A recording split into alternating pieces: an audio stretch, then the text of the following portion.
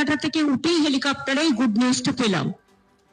আমি বারবার করে সবাইকে বলছিলাম ধৈর্য রাখুন, অ্যাডজুডিকেশনে অ্যাপ্লাই করুন ট্রিব্যুনালে, এবং টুডে অর টুমরো আপনারা নিশ্চয়ই পাবেন।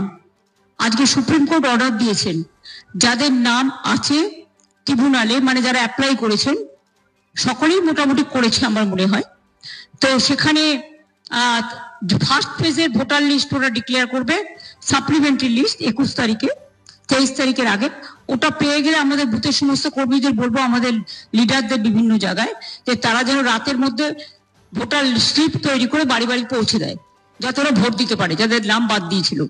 আর দুই হচ্ছে যে আর 27 তারিখে 29 তারিখে যেটা লাস্ট ফেজ আছে, সেটাও দুদিন আগে 27 তারিখে বলেছে ওটা ট্রিব্যুনাল অ্যানাউন্স করবে ভোটিং রাইটস।